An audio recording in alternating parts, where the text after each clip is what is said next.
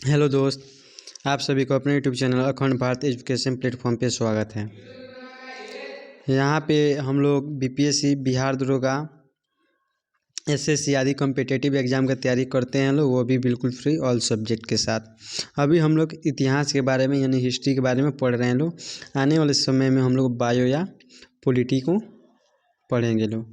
ठीक है, तो आप लोगों को कल हम बता दिए थे गुलाम वंश के बारे में, और गुलाम वंश में कौन कौन से शासक थे उसके बारे में, जिसमें से 11 शासकों में से एक शासक कौन था? कुतुबुद्दीन ऐबक। तो आइए आज कुतुबुद्दीन ऐबक के बारे में पढ़ते हैं लोग। ठीक है, चाहिए देखिए, ये आज छोटा सा वीडियो होगा क्योंकि इसके बारे में छोटा सा ही है, हम एक एक करके बताते चलेंगे। ठीक है, ऐसे नहीं तो खिचड़ी पक जाएगा। देखिए, कुतुबुद्दीन ऐबक का जो शासन काल रहा था 1206 ईस्वी से लेके 1210 ईस्वी तक रहा था। ठीक है, यानी कितना रहा था? 4 साल तक रहा था। देखिए, मोहम्मद कुतुबुद्दीन ऐबक मोहम्मद गौरी के 3 प्रमुख गुलामों में से एक था। जो कुतुबुद्दीन ऐबक था, किसका गुलाम था? मोहम्मद गौरी का गुलाम था। और मोहम्मद गौरी के 3 गुलाम थे। वो तीनों गुलाम में से सबसे प्रमुख कौन था? कुतुबुद्दीन ऐबक। जो आप लोगों को कल के वीडियो में हम बता दिए थे कि मोहम्मद गौरी के 3 गुलाम कौन कौन थे, जिसमें से आज एक गुलाम के बारे में पढ़ रहे हैं लोग। मोहम्मद गौरी की मृत्यु के बाद ऐबक स्वयं को लाहौर का स्वतंत्र शासक घोषित कर दिया। कहने का मतलब, मोहम्मद गौरी का जब मृत्यु हुआ ना, तो कुतुबुद्दीन ऐबक ने अपने आप को लाहौर का स्वतंत्र राजा क्या कर दिया? घोषित कर दिया था। ठीक है, दिल्ली का प्रथम मुस्लिम शासक कुतुबुद्दीन ऐबक था। यानी कहने का मतलब, दिल्ली का पहला मुस्लिम राजा कौन था? तो कुतुबुद्दीन ऐबक था। दिल्ली के सुल्तान पद संभालने से पहले गवर्नर था। कहने का मतलब, दिल्ली का जो सुल्तान पद था उसे संभालने से पहले वो क्या था? गवर्नर था। इन्होंने सुल्तान की उपाधि नहीं धारण की, बल्कि दिल्ली का सिपाहसलार की उपाधि धारण की। कहने का मतलब, इन्होंने किसका? सुल्तान की उपाधि धारण नहीं किया था, लेकिन दिल्ली के जो सिपहसलार की उपाधि क्या किया था? धारण किया था। जो सिपाही वाला होता है ना, वहीं धारण किया था। ये गरीबों के प्रति दया का भाव रखते थे, अतः इन्हें हातिम कहा जाता था। ये गरीबों के प्रति क्या? दया का भाव रखते थे, इन्हें विचार रखते थे, और इन्हें हातिम भी कहा जाता था। मलिक तथा गाया ये लाखों में दान देते थे, अतः इन्हें लाख बख्श की भी कहते थे। लाख बख्शी या लाख बख्श के नाम से भी जानते हैं। ठीक है, किसे? कुतुबुद्दीन ऐबक को। ठीक है, क्योंकि ये लाखों में दान देते थे, इसलिए इसे लख बख्शी के नाम से जाना जाता है। इन्हें कुरान पूरा याद था, इसलिए इसे कुरान खान भी कहा जाता है। कुतुबुद्दीन ऐबक को पूरा कुरान याद था, इसलिए इसे क्या बोलते हैं? कुरान खान के नाम से भी जाना जाता है कुतुबुद्दीन ऐबक को। देखिए, इनके दरबार में मिनहाज उस सिराज रहते थे। किनके दरबार में? कुतुबुद्दीन ऐबक के दरबार में मिनहाज उस सिराज रहते थे, जिन्होंने तबकात ए नासरी पुस्तक लिखी थी। ठीक है, तो आ जाएगा मिन ए हाज उस सिराज ने कौन सी किताब लिखा था? तो तबकात ए नासरी पुस्तक लिखा था। ठीक है, कहते कि इनके दरबार में हसन निजामी भी थे। किनके दरबार में? कुतुबुद्दीन ऐबक के दरबार में हसन निजामी भी थे, जिन्होंने ताज कल नासिर पुस्तक लिखी थी। कौन सी? ताज कल नासिर पुस्तक लिखी थी। ठीक है, हाँ, ये कुछ आगे भी है। देखिए, ऐबक ने अजमेर विजय के बाद वहाँ पर 2.5 दिन का झोपड़ा नामक मस्जिद बनवाया था। कौन? कुतुबुद्दीन ऐबक ने विजय के बाद, ठीक है, 2.5 दिन का झोपड़ा नामक क्या बनाया था? मस्जिद बनाया था। ऐसा माना जाता है कि यह किसी संस्कृत विद्यालय के स्थान पर बनाया गया था। और ऐसा माना जाता है, यानी पहले के लोग कहते थे कि जो 2.5 दिन का झोपड़ा मस्जिद बना था वो कौन से? कोई संस्कृत विद्यालय था, उसी का स्थान पर बना था। ठीक है,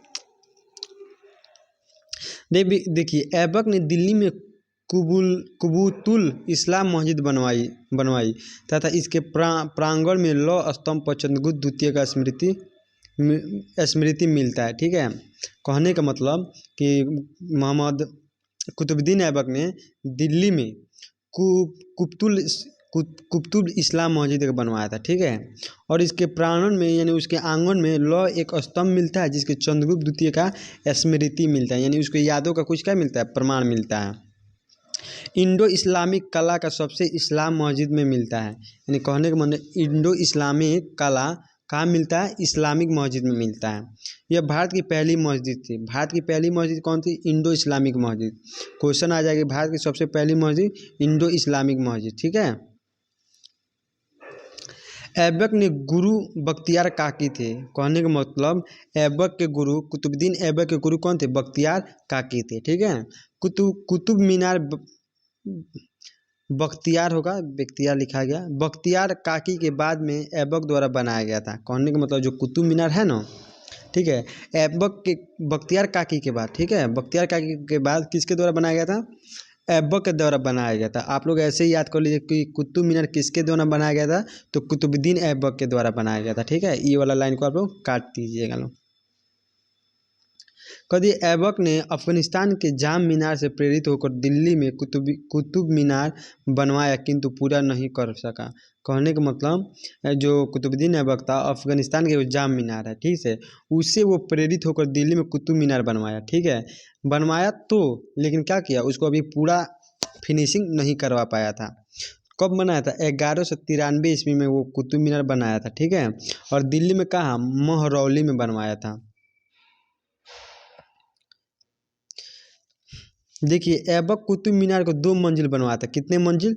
2 मंजिल बनवाया था, जबकि शेष तीसरा मंजिल इल्तुतमिश ने पूरा किया था। ऐसा क्वेश्चन आया है, कितना बार पूछा है, कुतुब मीनार किसके शासनकाल में पूरा हुआ था? तो इल्तुतमिश के शासनकाल में पूरा हुआ था। ठीक है। मोहम्मद बिन तुगलक के समय इस मीनार पर बिजली गिर गई थी। किसके समय? मोहम्मद बिन तुगलक के समय। मोहम्मद बिन तुगलक के समय क्या कुतुब मीनार पर क्या किया था? बिजली गिर गया था। तो उसके बाद फिरोज शाह जो तुगलक थे ना, उन्हीं ने क्या करा? पुनर्निर्माण करवाया था। तो क्वेश्चन ये भी डायरेक्ट क्वेश्चन में पूछा हुआ है, एग्जाम में पूछा हुआ है कि कुतुब मीनार को पुनर्निर्माण कौन से शासक ने करवाया था? तो कौन से शासक? फिरोज शाह तुगलक ने करवाया था। ठीक है। तो हमको लग रहा है ये वीडियो यहीं पे ख़त्म हो गया। ठीक है, सॉरी, एक चैप्टर थोड़ा एक तो और है, हो गया गलती से।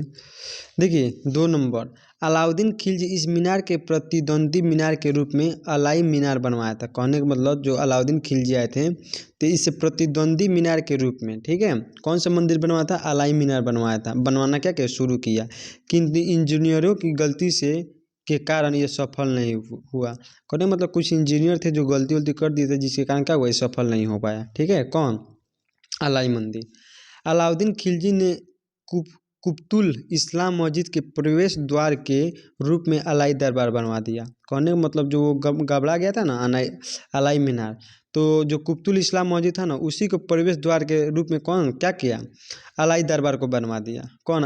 अलाउद्दीन खिलजी। आप लोगों को नाम से याद हो जाएगा, अलाउद्दीन खिलजी तो अलाई दरबार, कुतुब मीनार तो कुतुबुद्दीन ऐबक का।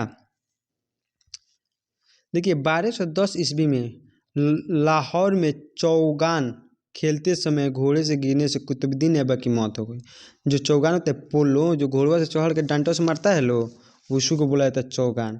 तो 1210 ईस्वी में लाहौर में चौगान खेलते समय कुतुबुद्दीन ऐबक की क्या हो गई? मृत्यु हो गई। घोड़ा वाला कुचल के निकल गया होगा। ऐबक का सहायक सेनापति कौन था? बख्तियार खिलजी था। कौन था? बख्तियार खिलजी था।